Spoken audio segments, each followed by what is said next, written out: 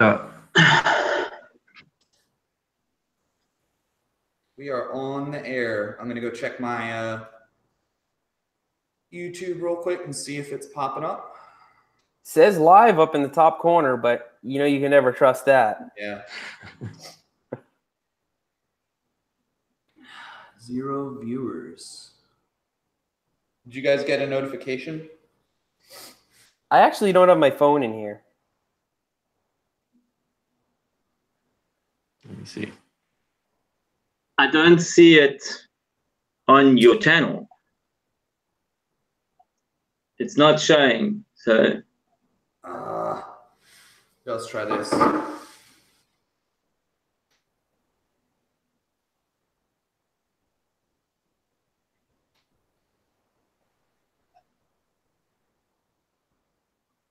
Yeah, it's not in my subscription list either. Crap. All right, I might do a new one. And just send out the invite on Okay, I see that something's saying live now. Okay. So it is live now? It is live. It's live. Do you mean the top I right corner? can see Or? But it's on Right. my channel. Oh, here we go.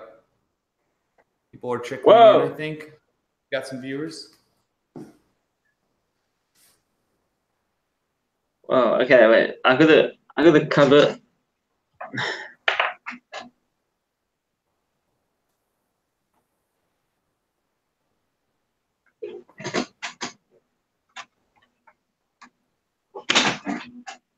There we go. What was that? all right. I think we're in. Yeah, we're in. Yep. Sweet. Cool, man. All right, let's get started. Hey, everybody. Welcome to another episode of the Off Camber Live Show. For anyone new to this format, the Off Camber Live Show is put together by a bunch of YouTubers that specialize in mountain biking. Each week, we host it on a different channel, and there's a rotating set of guests, and the topic changes every week as well. And I'm Eric. I run the No Front Brakes channel that you've obviously found. It's all about surviving adaptive mountain biking. This week's episode is about our worst wrecks. So I'd like to welcome the other guys. We'll go around. If you guys want to introduce yourselves quickly and tell us about your channel real quick before we get started. I'm Seth. My channel's Seth's Bike Hacks. And I cover pretty much everything from goofy stuff to tutorials to fixing stuff. Pretty much it. Hey, my name is Stefano. I run Blind Stuff MTB, basically focused on the southeastern U.S. and Florida, and a little bit of outer bike adventures. I tend to try to go to all of them, get some demos in there, and try to demo some bikes. What's happening, everyone? My name is Wayne. I am from South Africa in Cape Town, South Africa. I've got a YouTube channel called Ride, Rate, Review, and that's exactly what I do. I ride a bunch of different trails. I rate mountain bike products, and I review bikes. Awesome. Well, thanks for joining, guys. So this episode is about our worst wrecks. So do you guys notice any common patterns that cause you to crash? I'll just go off of some of mine. Mine is almost always about body positioning. Either I'm cornering and I'm not over the bike, I'm pushing through a turn and I lay my bike down. I go off of something and my body position is too far forward or too far back. Actually, that's not true. I'm usually not too far back. I'm usually too far forward, if anything. But do you guys have any common patterns while you're riding that you notice that cause you to crash? Not really predictable patterns, but like the stuff that you would expect. Bad conditions, something wrong with the bike, didn't check something on the bike, following somebody that's way faster than me and getting overconfident. I've almost died following Phil before, true story. Also, when you go to some kind of a location that you're only going to be at for so long, you start to go for broke. Like, oh, when's the next time I'm going to be blank? Mm-hmm. And shit happens when you do that. I mean, we all know that. But as far as like, you know, okay, yeah, it usually happens at 2 o'clock, nothing like that. It's always the stuff that you kind of expect. Yeah. I would agree in that it's about expecting that you notice. Yeah, I would agree. It's a little bit about expecting the unexpected. It's never like in the same place, but the traveling thing is a big thing. You know, I've noticed that when you're somewhere else, you really want to get the most out of the trip, and you're really trying to push, and that's when stupid stuff tends to happen. I've really noticed that specifically in bike parks. You get super confident really fast, and then when one of the jumps is different than the other 5 or 10 that you did previously, that's when I tend to get in trouble. You know, I go from perfectly in control to suddenly you're just dead sailor in the air, and your brain kind of switches off, and that's mostly my recurring issue there. Wayne, do you notice anything? Yeah, mine's basically just not concentrating on the trail, either washouts from the front wheel or pedal strikes. Pedal strikes is my major crash. That's what causes most of my crashes, is mostly pedal strikes. I noticed that when I'm starting to get really tired is when I really start to make stupid mistakes. When I'm fresh, and even if I'm being like gung-ho, I'm okay. But as soon as I start bonking out, I'll do something really dumb and wreck. So I don't know if that happens to you guys as well. That's a really good point. That's a really good point. Because, yeah, when you know what Red Bull Minidrome is? Mm-mm. They have that little, it's like a miniature velodrome. And you get in it in a fixed gear and you race 2x2. I was getting because I had a super low gear on my bike and I was spinning really fast. Off the line, it was great.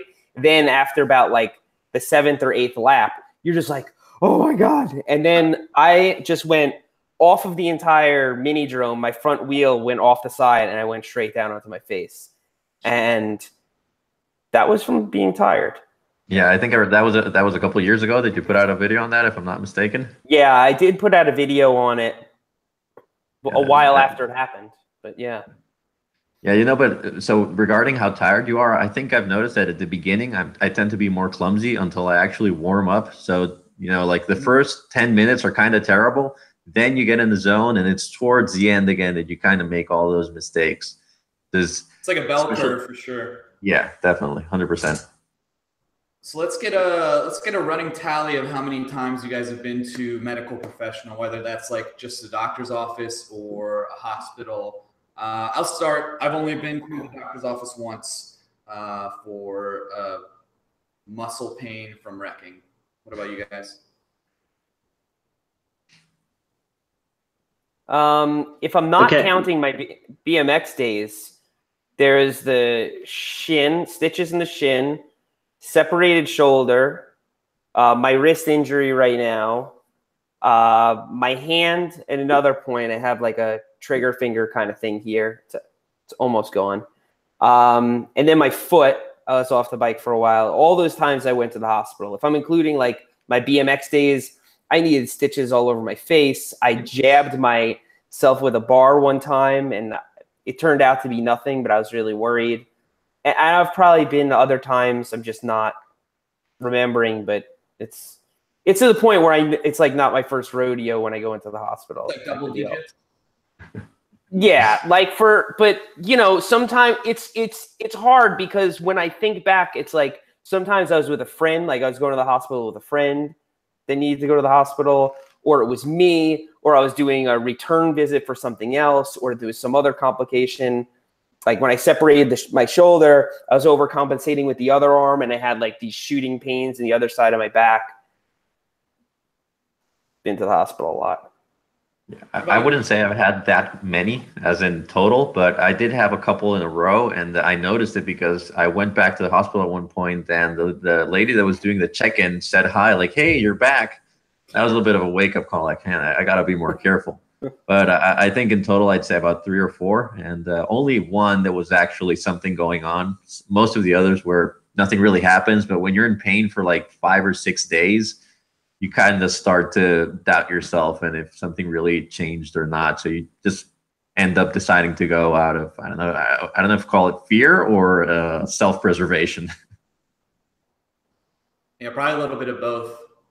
Wayne, how many times have you been? So last year I went 3 times to the hospital. One was a crash, like no, I had to get stitches on my elbow. Second was another crash. I had to get just checked out. Maybe I may have needed some stitches on my eye, but it turned out it wasn't that deep. And then I broke my collarbone in November. So then I went to the hospital as well. But I try to stay away from the hospital and not go unless it's really like, unless I know I need to go, you know, because hospitals here aren't the best places to be. Pretty good. It's not the you just got to wait so long to get some kind of service here. So. All right, yeah. So let's go to safety gear. So, what protective gear do you guys wear for every ride? Do you wear different amounts depending on where you're going? Have specific trails or crashes affected that? Let's go through that real quick. For me, I know I've been wearing knee pads now almost every ride. If it's somewhere that's like a go-to spot for me, that's I know like the back of my hand, I won't wear knee pads, but almost everywhere else I do. But I don't really do the elbow pads. I have that prosthetic, so I don't have to worry about that at all. And helmet, of course, every time. But other than that, I don't really do like the leg sleeve thing, the shin pads. What about you guys? I'm really bad with the safety gear. I should wear a lot more. But then again, usually when I get hurt, it's like safety gear wouldn't have really helped me. I'm making a much bigger effort to wear knee pads. Now I have some really good knee pads that don't feel terrible. I'm shaped weird. I'm like really short. So knee pads never fit me right. So I hate them.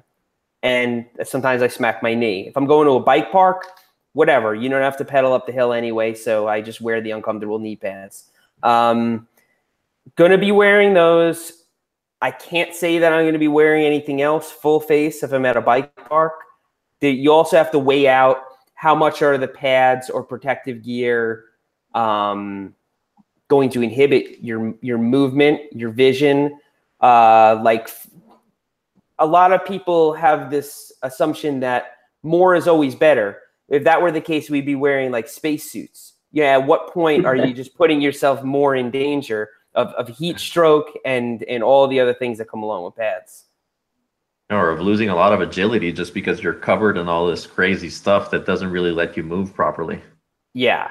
It's all about comfort. The one area where I would say I'm actually good is I'm really picky about helmets. They need to fit well. And if I hit the helmet, I buy a new one.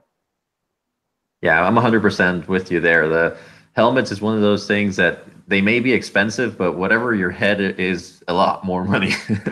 So if you bump the helmet, or even if you drop it like in a very bad way, it may be worth considering, just because sometimes you don't even notice a damage in it, and you won't notice until you actually need it. If you're like in doubt, I always tend to just switch it out. As you're talking in front of a wall full of helmets. Yeah, exactly. So if you see this one, that one is it's a motorcycle helmet, but that one got me through 80-mile-an-hour high side. So I really love that one. That one is the one that that really stays with me. Those are retired helmets back there. Yeah. So this one is actually fine, but I stopped racing motorcycles. So it's retired, not because I smashed it or anything, just because I couldn't deal with the risk anymore. So I switched over to bikes, and it's crazy to say, but it's so much safer. It is. You'll get, effed up, but not die. The fun to risk ratio is so much better. Yeah. What about you, Wayne? What do you wear? I wear like most of the time I wear like a helmet all the time when I ride and knee pads. I can't wear elbows. I've tried to do it, but they're just so uncomfortable and they flop around and they drop. So I just don't wear the elbows because it's just, I try to concentrate when I'm riding and I lose my concentration if I've got something uncomfortable on. So majority of the time I'm wearing knee guards. Every time I'm wearing a helmet. I've just got one of those convertible full face recently, which seems to be the popular thing now. I think everybody's riding with these convertible lids now. It seems like that's the way to go. So it's convenient, you can go out to the trail and you can just carry the chin bar around, pack it in your backpack or pack it in your hydration pack, and then if you see a sweet descent where okay, some shit might hit the fan going down here, you can just slap on like the chin bar, which is it's boss, dude. Yeah, when you're gonna descend. Exactly. Yeah. I also think there's so many good helmets now. So for example, I always ride with a Met Parachute, which is a full face helmet. And that's like my 99% of the rides that I do are with the Met Parachute, even here in Florida, which is flat, and I still think that there's enough features that you're putting yourself in a situation where there's a little bit of risk. And I get a lot of comments from it. So like, are you comfortable? Is it too hot? And what I tend to tell most people, and I think it's really important, is just ride with whatever you're comfortable with. If you want to wear a full face helmet because you feel safer in it, which is a big deal for me, it gives me that extra little confidence boost to go faster, then go for it. I mean, you don't have to everybody wear the exact same thing. That being said, I've tried to ride with a motorcycle helmet on a bicycle, and it's monstrous. It's horrible. You sweat so much, and it's so hot, and it's so hard to pedal that there is better or worse. But I mean, as long as you're buying something that's quality, you can figure it out. Those convertible ones are good. I'm personally a big fan of the Met Parachute, but there's a little bit for everyone out there. What about gloves? You guys all wear gloves for protection or just for grip? So I wear I have like a foxglove that has a little bit of padding in the back of the hand. Right. And then I just have a couple pairs of just like standard gloves that don't have padding in. But I notice that when I ride more aggressive stuff, I tend to wear that because, I mean, for me, if I fall and jack up my hand, like I'm done. Like I'm not riding, I'm not working, like I'm done for a little bit. So I tend to baby it a little bit. You're pretty much breaking your fall with just that one hand, so you gotta tumble it out. Yeah. Yeah, more recently, gloves have been like, I won't go on the trails without gloves. Because a lot of people do, and that's their thing. And I actually like riding without gloves a lot more. Like I much prefer to ride without gloves, but I just destroy my hands every single time. There's always some kind of a fall, and even just abrasions on the bars. Like, do you guys ever get this right here? So you're on the handlebars and there's a little bolt there. Like the glove stops that. There's so many like little injuries that you don't think about. Like you look down halfway through the ride and your hand's bleeding because it's hitting something on the bars or something. It's the callus under your pinky too is another spot for me. Yeah, I have them on every finger. I think on all of them. But yeah, I ride with gloves all the time, and I don't even think about it as protection. It's just so uncomfortable for me to have the palm directly against the grips because it gets a little sweaty and I start to slide all over the place. And gloves take that away. So I've actually gone backwards in gloves protection. I used to wear the ones that had like little knuckle protectors, and now I look for the simplest, most bare bones, nice and lean glove. Yeah, I wear hand-ups, but they're perfect. No Velcro flailing all over the place, and they're this very light fabric, so it's almost like not wearing anything, and they don't bunch up, which is something that I hated of other gloves that I had. They would tend to bunch up around here, and it made it very uncomfortable to hold on. It seems like everybody is gravitating towards either Tasco or hand-up, and both of those gloves are built the same way. They're simple. They're so comfortable. Yeah. Okay, so the thing about gloves is you need like a really good fitting pair of gloves. If you're going to ride like the bike parks and do long descents going downhill, I find that the gloves that I buy sometimes bunch up here on the thumb. This is like a blister. So sometimes I wear gloves and sometimes I don't. I try not to wear them as often as possible, but like, you know, I wear them for the grip more than the protection.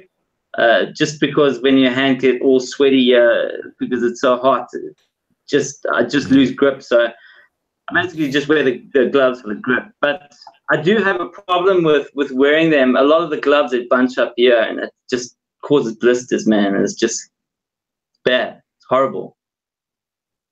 I think I've got odd-shaped hands or something. Yeah. Let's talk about after a crash, post-crash. There's almost always a mental barrier where you have to, you know, kind of get yourself back in the game and ready to ride again. There's like you know, you wreck and now you have to like overcome that wreck and get out of your head.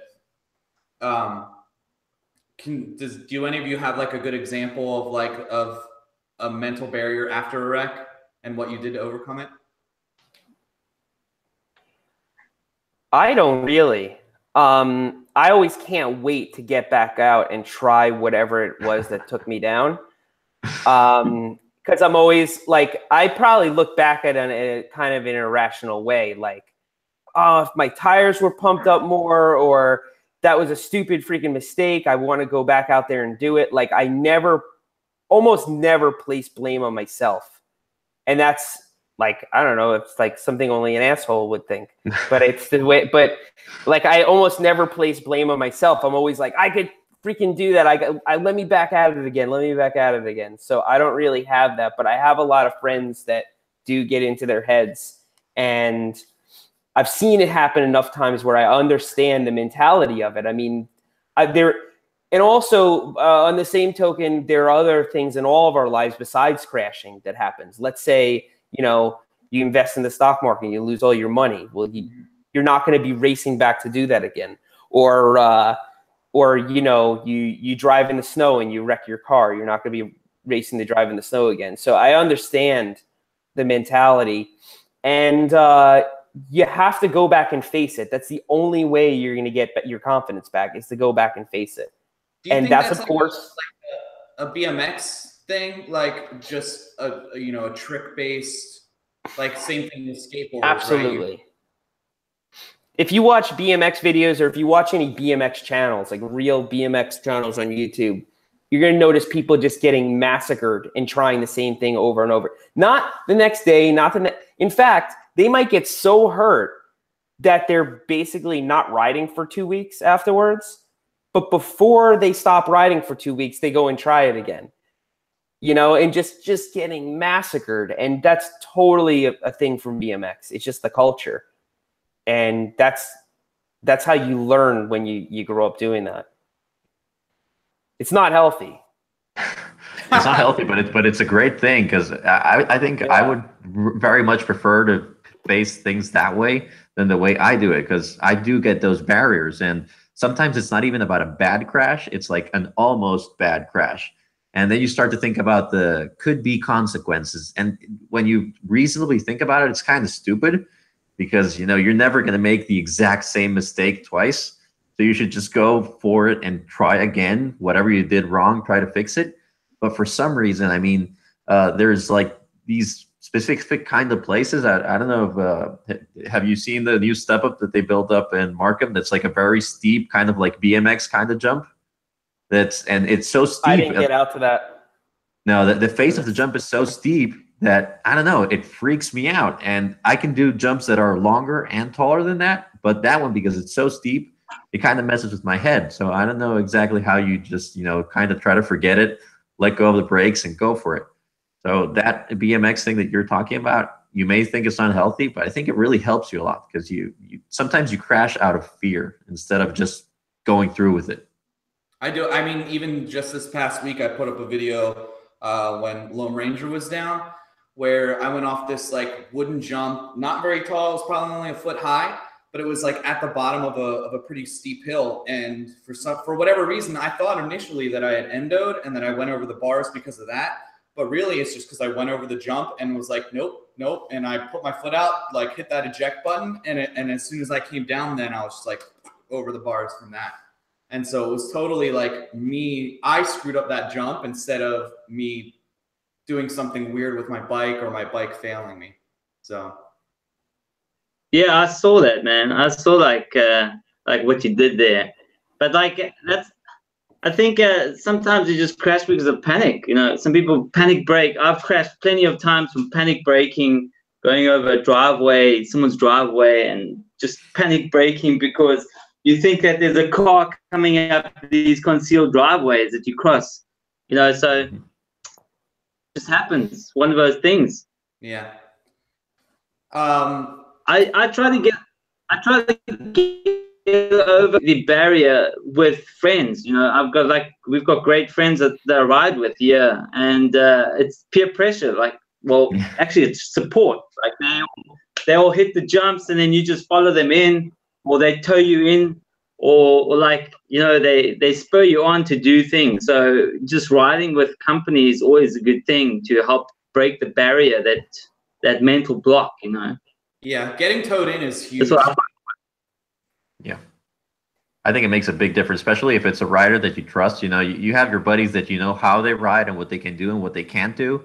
So if you can get one of them to tow you into that feature that's scary, sometimes that really helps because you stop thinking about the feature itself and it's just like, okay, the person in front of me is setting the speed and everything, and now I just got to focus on the last mile of whatever it is that I'm doing. I don't have to think about everything. And I think that really helps. And for some of the jumps, that's kind of like my biggest thing. I'm fine with drops. I'm fine with really steep stuff. But when it comes to jumping, it kind of messes with my head. I've seen myself progress a lot through using other people that are better than me and help and learning from them.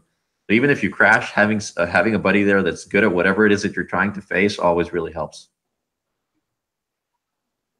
So do you guys? Yeah. Oh, go ahead, Seth or Wayne.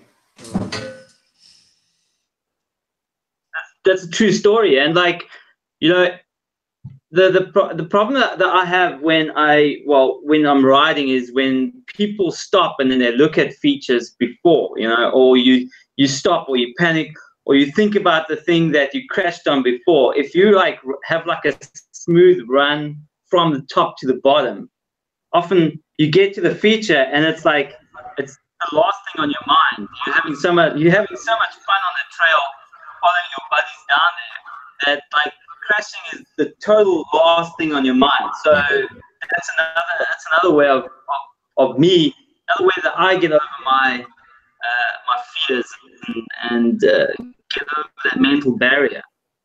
Yeah. Okay, so do you guys? So what I do, I think I mentioned this earlier when we were talking. I pretty much, most of my crashes are filmed. And I've done like one kind of like crash reel, but I typically just leave them in whatever video that they're in. Well, I think because people like that, people like to see that. But do you guys have like monumental crashes on film? And if so, do you focus a video around that, or do you just leave it in there, or do you save it for a later like crash reel video specifically? So if you could just tell me about a video that you have where you have a crash in it, I'll actually add it to the description of this video later on. I mean, I think that I speak for probably a lot of YouTubers when I say when you get a crash, that's your best footage. You know, that's interesting, especially if you can get a thumbnail out of it. So many people are going to click it. And I would say that pre-mountain bike YouTuber renaissance, maybe people wouldn't show their crashes as much. But now you can't have a successful channel unless you show yourself falling, I think. So, yeah, we all have crash reels. We all have videos where we show our crashes if we have them. My most recent one was this freaking thing. And luckily, I did get it on camera. I had it on point of view, and I did center a video around it. Yeah. So it's good content. I also think it makes you human, you know, because sometimes I hear a lot. Well, I appreciate that you edited reality into your video, and I see it completely different. I'm not editing anything into the video. That's what really mountain biking is like. You know, sometimes you're gonna fall. There's no way to work around it. It doesn't matter how good you are. We all fall at different places. When you're starting, it'll be a little ledge off a, I don't know, off a sidewalk, and when you're a lot better of a rider, it'll be down a big drop. But that's how it works. So for me, I just, if I crash and it's on video, I leave it there. Maybe I'll put together a crash reel at some point, but it's not like I save them for later. I think they're just a very real part of the sport. And, you know, most of the crashes, that's also the thing. Most of the crashes are just washouts. You lose the front, nothing really happens. You get up and you keep on going. But most of the time you can get away with it. I also think it's important to include it, to, you know, make it how it really is. Yeah, I'm pretty much the same as well. Like this is real life. You know, this is true stories that we're telling you on YouTube to the people, and you know, people want to see the crashes. So I do this exactly the same. You know, if there's a crash, I leave it in. I don't save them. You know, because that's, like you said, that's what mountain biking is. You have bad days. It's just the way it is. Yeah. So one thing I noticed that I do is as soon as I crash, like it's almost like instinctual before, if I'm riding with people, before I even get up off the ground, I say I'm okay. And sometimes I'm not okay, but I say it anyway. It's like an instinctual thing that I do when I'm riding with people. Do you guys do that, or am I just the only one? I find myself sometimes telling myself I'm okay. It's like nothing happened, you're good. And then you stand up really fast, and sometimes you're not okay. And it takes 2 or 3 seconds for that to sink in. Like, oh, this actually hurts. But I've noticed it. So like if I'm at a bike park or something, I'll really make an effort to get up kind of quickly just to get out of the line, because I think there's a bigger risk in just staying there and having somebody land on you than what actually happened. If I'm somewhere where there's a good line of sight, I lie there for a little while and just let the pain go by on its own. Like when somebody falls, the first thing I ask them is, "Are you okay?" And when I fall, the first thing that I hear is, "Dude, are you okay?" But I don't know, and that person doesn't know. It takes the harder you crash, the longer it takes you to figure out whether you're okay. It's always the truth. If I fall really bad, it'll take me 10 minutes before I can really evaluate what's still working and what's not working. So my answer is always, I think so. I'm talking. Well, I noticed Yeah. last video, I think you were in the car on the way home where you're like, oh, something is actually probably wrong. Yeah. So after that crash happened, as soon as I hit the ground, I got up and I was like, okay, I'm perfectly fine. My wrist kind of hurts. I think I smashed my wrist. No, my wrist is okay. And then I got really dizzy. And then I walked up and I sat down. I had some water. I said, all right, let's regroup. Let's barbecue some hot dogs and then figure out what the hell is going on. Totally forgot about all the injuries.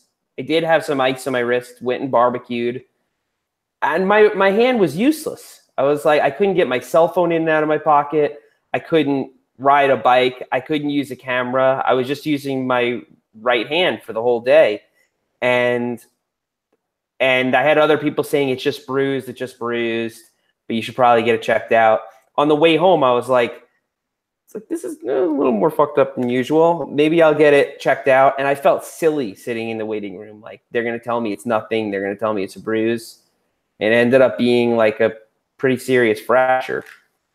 So you gotta, it took almost like 6 hours before I really knew what my condition was. Jeez. So you always err on the side of caution. Yeah. So let's get into the worst wrecks. Let's go around and say what trail or trail system that your worst wreck was at and what is the terrain like. I'll start off. So for me, my worst wreck was at a trail that I filmed a bunch. It's called Walnut Creek. There are a lot of different it's kind of like a choose your own adventure. There's like really packed stuff there. There's some chunky things. There's like a bunch of descent. There's some log pyramids. There's like, it's basically whatever you want to ride. And I'll get into the story in a bit, but that was where my wreck was at. And it wasn't because of the terrain that I wrecked. It's just my own dumb fault. What about you guys? When you say worst wreck, like most catastrophic, like spectacular wreck, or like just biggest injury? I'd say maybe not. I mean, it's up to you. The biggest injury would be cool, but like I noticed like the wreck that I'm going to tell the story about was just me not paying attention and caught me off guard. So in my head, instantly, my mentality was like, oh shit, I'm really wrecking, and this is going to be really bad. I would say like where I was really scared of what was going to happen, and it kind of affected me, was Porcupine Rim. Yeah, that was that spot. I mean, video doesn't capture how sketchy that spot is. So yeah, if you've actually ever been there and you see where you had that crash, that is not a good spot at all. It was a bummer, for sure. What about you, Wayne? As I would say, the wreck that impacted me the most mentally would have been like a good couple of years ago, man. Like I lost the front end, and it was a new bike. I just got it like maybe a week before I crashed. And yeah, I just lost the front end and crashed hard, like really hard, took the wind out. It was like really painful on my chest. I actually crashed so hard, right? The next day I went and bought a roost guard. And then like 2 days after that, after I buy the roost guard, I reckon like, what the hell am I doing? How am I gonna wear this riding uphill, dude? Like what did I just do? Why did I buy a roost guard? No, we don't have bike parks here. So like I've never, I've never even worn that roost guard. It's like it's sitting in my garage. It's like, but that's probably the wreck that had the most impact on me mentally. And like, dude, like I fell so hard. I like rolled down there, and my arm was, I rolled down the freaking hill with like one arm, dude, on the handlebar. My arm was wrecked. My chest was like all closed up. I winded myself. It was pretty hard. Yeah. Is that when you needed the stitches in your elbow? No. I needed the stitches because a gust of wind. I hit the small jump and a gust. I had 29-inch wheels. I was testing a bike, doing a review on a bike, and I hit this jump, and a crosswind came and just like it blew the bike sideways, dude. And like I literally landed like sideways, like off the bike. I didn't even think of bailing. I should have. You know what? I should have watched Seth's bike hacks like before, like how to bail on the bike. And I didn't. I think I need to revisit that video, Seth, and just go check out like proper ways of bailing off a bike. Bailing is the most important.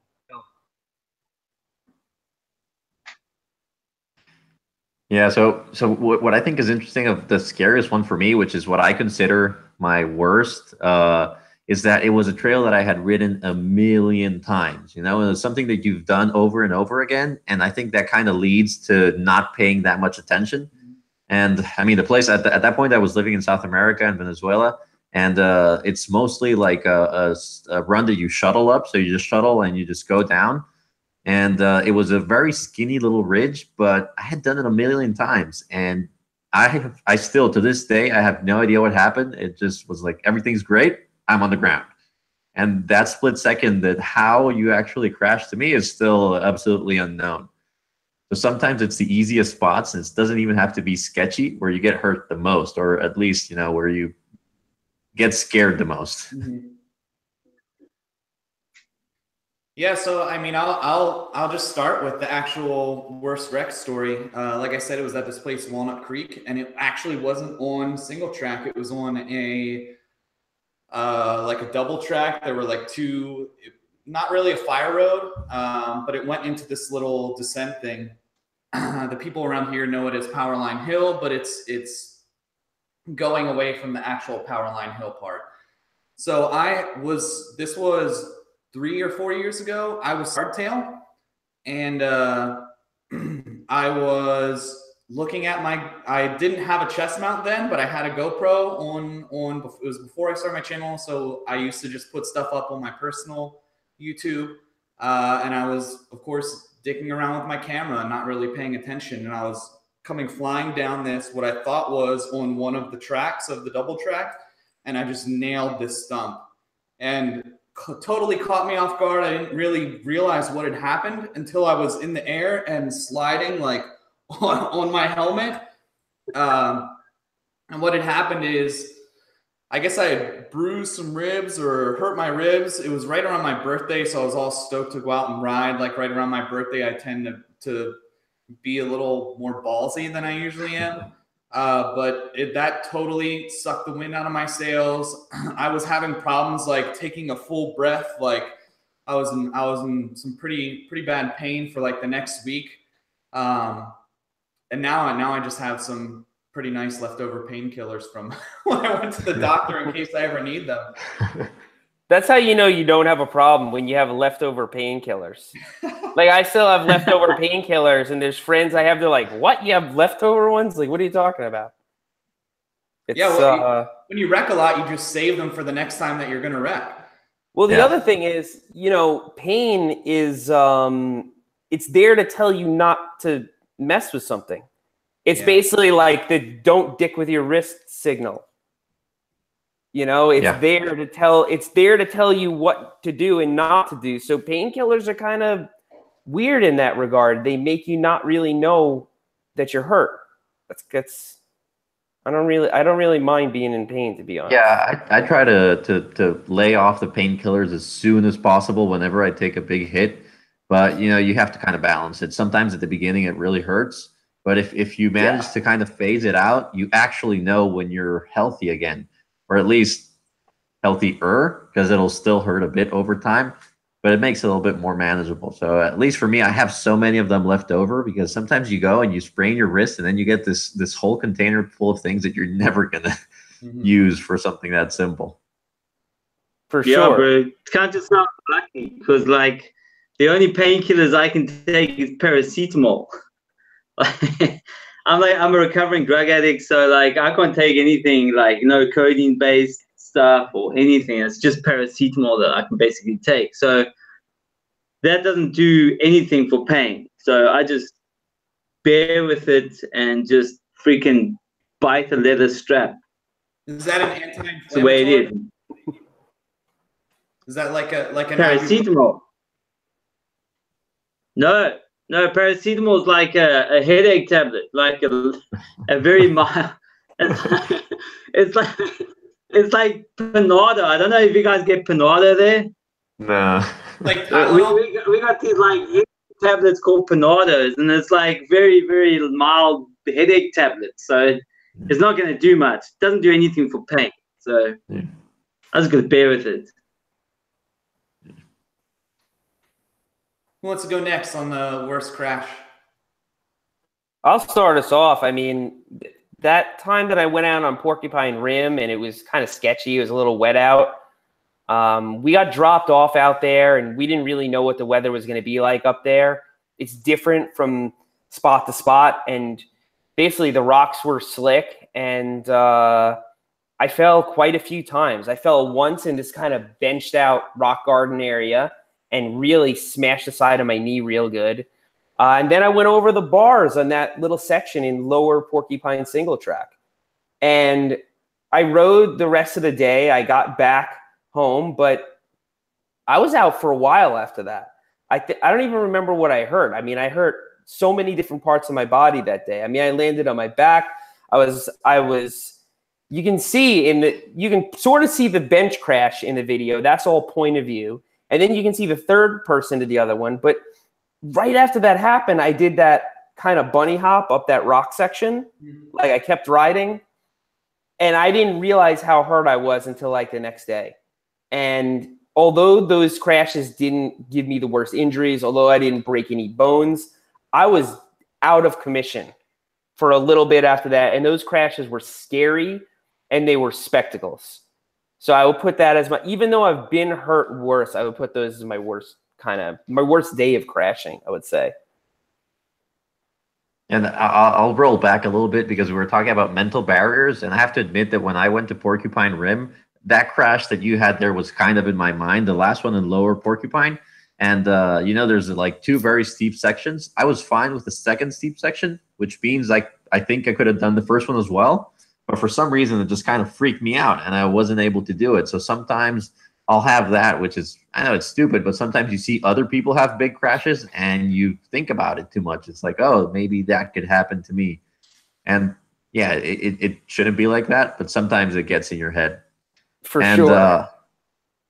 So in regarding like the worst crash, I think I would say the worst for me is the scariest, because I was going down this skinny little section and I can't really explain what happened, but when I landed, I must have been going 25 miles an hour tops, maybe 20. The bars twisted and I actually smashed the end cap of the bar into my eyebrow. And I was lucky enough that I was wearing goggles, because I actually snapped the goggles and I got what you would call a boxer's cut. It put so much pressure there that it cut this open. And what was so scary is that when I opened my eyes, the only thing I could see was red. So I had this like huge thing of blood just gushing over my eyes. And you sit there for a while and it's like, wow, there are consequences to some of these crashes that you're not really sure. And I remember turning to my buddies like, hey, is it my eye or is it my eyelid? And it turned out to be nothing. I got 6 stitches and I went home and that was that. And I was riding within a week or 2. But I don't know why, when it comes to vision and stuff like that, it gets pretty scary pretty fast. Oh, yeah.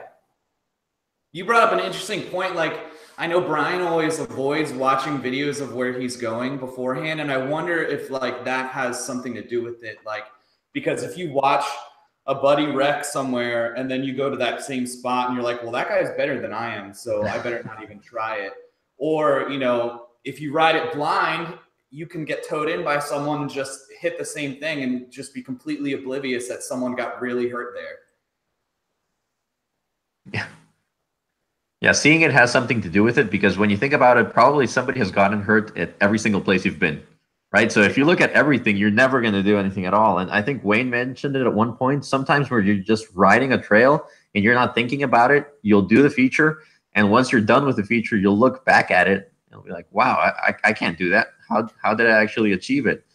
So there is something nice, and ignorance is bliss, I guess. It is true. That's why night riding is so rad, because you don't see features. I actually find the opposite. If you see a video of a place beforehand, the video is always on a 4-inch phone screen, and you're like, oh, yeah, I could do that. Red Bull Rampage, yeah, that shit looks easy. And then you get out there, and you're like, oh, my God, look at this. So sometimes I'm actually better off not looking at the stuff because I might underestimate it. Mm-hmm. Even knowing how bad the GoPro effect is, like we're all guilty of underestimating stuff when we see it on video. Yeah. Same thing for me. The beginning of Kitsuma was like that's the one place where the GoPro effect caught me off guard for sure. Oh, that top part with the root and that rock face. Yeah. Yeah, it looks like a XC trail on video. Yep. And it's super steep. It's super steep there. On Bennett Gap, that crazy like rock staircase area? Yep. That most people don't ride. So on the Red Wolf trip, we're sitting around the campfire and everybody's like, yeah, I'm gonna smash that. I'm gonna bomb it. Yeah, I can't wait to try that. Nobody did it. Even the guides didn't do it. Nobody did it. Because it'll even get the best of us that will work with GoPros and see all the stuff. you can't tell what the hell it is until you see it on film. Yeah, and also good riders make everything look super easy. So when you see somebody float over something, whether it be a big jump or a drop or whatever, it looks like it's absolutely nothing because it's just effortless to whoever is good enough to do it. So if you haven't done it before, there's a big disconnect there. I was just going to say I walked that part for sure. I didn't even try it. Yeah, dude, I got caught out with that GoPro effect in France.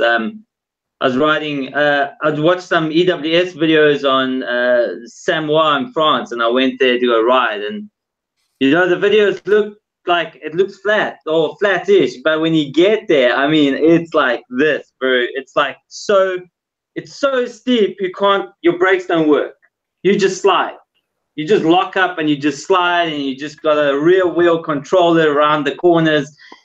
And the thing is, it's so natural out there. It's like there's no berm. Someone just threw like a log there, and that's what you've got to roost into to get it Break and ride. to get it some kind of turn going. Yeah. So I was totally caught out in France. It's quite funny. Yeah, you would expect that we already know that it happens with the GoPro, and it still catches you. Yeah. For sure. Wayne, do you want to do your worst wreck story? Or I'm not sure if you kind of already did it or not. Well, I can do one. I had quite a big wreck in France last year. I went there on a riding trip to Samoa, France. They had the EWS there in 2016, and like the first day, I was just riding the blue and the red trail just to try and get the lay of the land and see how the trails are there. And second day, I went out with a friend, and geez, he went onto the other side to go hit the secret steep stuff. And I said, okay, I want to get some footage of pinning it down like one of these, the red trail. So I came down this red trail and I was pinning it, and there's a driveway, concealed driveway, and I dropped in, and there's like this little like a maybe a meter little drop thing in front of the driveway, and I just panic braked, and it just flipped my steering wheel, just turned the steering wheel. I went OTB, and it's like my second day there, dude, and I'm like there for 15 days. So like I'm like panicking now. I'm like on the ground. I'm panicking. I'm like, shit, bro, is my whole trip finished? What's going on here? Got up, and I'm like checking everything, seeing if everything's okay. Everything was all right. Then everything seemed okay, and I went over to the steep side and rode some secret stuff, and I crashed there again. But when I got home, dude, I was in so much pain. Like my shoulder was like wrecked. I pulled muscles and stuff, and I had to take a day off. I couldn't ride the next day, and like every day for about 3 days after that, I could only ride like midday because it was just in so much pain. That was probably my hardest wreck of last year, except for my broken shoulder. But like that wasn't really painful. So yeah. I always find that like if I don't have like a ride ending wreck, if I just wreck and get up and keep riding, the next day I might be sore, but the second day afterwards is always the worst for me, where I'm like, like grunting and moving around. I don't know if that's the same for you guys as well. Definitely. Yeah, that's common. That's a common thing. Like, oh, you're gonna feel it tomorrow. That's where that comes from. Yeah. Do you guys want to? Yeah. Do you guys feel like taking some questions from the audience, maybe about crashing? Yeah. What do you guys think? You know what? I actually saw someone post something earlier. Do you guys? Someone asked if any of us carry first aid kits, which is quite a valid question. Like, do you carry first aid kits on your ride? No. I do not. I got to be better. I have one in my car, but yeah. I don't think that's a good answer. Nobody carries one, but maybe we should. You know, like some very basic stuff is never a bad idea. But you know, it's extra weight on the pack, so I Yeah. sometimes carry one in my pack. I think Brian carries one all the time. But I sometimes carry just like the necessities, like a bandage or like a couple of plasters or something, you know. So I do have something just in case. it also depends where you ride. Because, like for example, Florida is very easy to access the trailhead, so you have great accessibility for emergency services. But if Yep. you're talking about a place like, I don't know, if you're in the middle of Pisgah, getting you out of there is a big ordeal, no matter where you are. So some places I think have more of a necessity for that than others. Absolutely. We should probably carry around first aid kits, but like if your arm is cracked in half, I mean, I guess, yeah, if your arm's cracked in half, you're going to make a sling out of like a shirt or something anyway. I just feel like everything in a I guess there are some things in a first aid kit that would be useful, but I don't know. I feel like I never need anything that would be in a first aid kit when I'm hurt out on the trail. I always need like somebody's shirt or something. You just carry an extra shirt and we'll all be good. A belt, some rope. Yeah. I see here in the comments somebody's asking. We have a few people asking, "What's your funniest crash?" And a couple of good questions like, "What's the best way to go over the bars?" Have any of you guys nailed that? Like, figure out how to go over the bars without getting hurt? No, I haven't. I know. Like ideally, if you go over the bars, you're supposed to get your legs up over, Yeah. so that you can like run it out or whatever. But that never happens to me. I'm always getting flipped. Yeah, it's the same with the wheels. Keep the rubber side down. If you can get your feet over the bars, you have so much of a better chance because you're surrounded by dirt, right? Unless you're in Moab and you're surrounded by rock. But you're surrounded by dirt. The bike's made of metal. You have to get as far away from that thing as possible. There's stuff sticking out. There's bars that can go through you. There's sprockets. There's all sorts of stuff that's just waiting to tear you apart. So yeah, get your feet over the bars and get away from the bike. That's the most important thing. But it's hard to practice that, right? So I agree with you 100%, but maybe it's not hard. It's that not enough of us take the time to go out and do it because you want to be riding. So sometimes you should not ride and instead go to a parking lot or whatever, some nice grassy patch, and try that a couple times. Absolutely. And I know as a kid, I used to do it a lot more than mountain biking now, seriously, as an adult. I would be able to just flip over the bike and that was that. And now I can't do it. And it's not about how old you are. It's just about, do you put the time in to practice, to learn how to do the thing?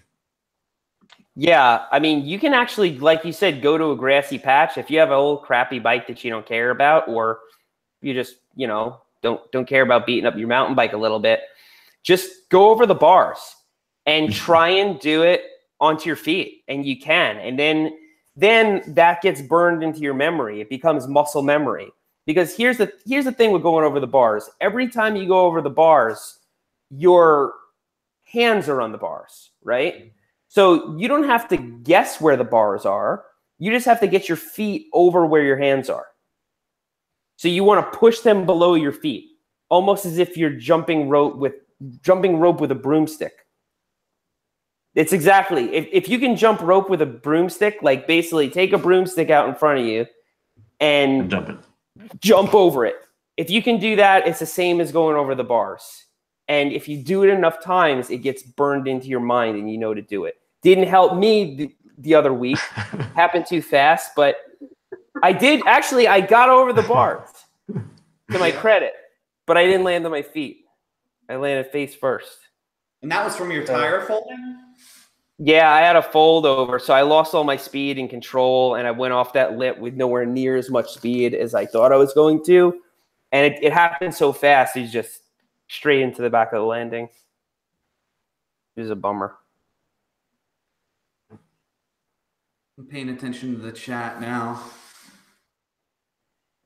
see if there's a bunch of questions that I've been. Yeah, some biker says that I've mastered the judo flip, and so that's my thing now. Is I have to be at the right angle for my prosthetic to pop off of my bars now, so I can't like push my bike down, or else my arm's going that way too. So now what I find that I mastered is if I'm going over the bars, I'm at the right angle that I can lift my prosthetic off, and then I just tuck that shoulder and roll with it.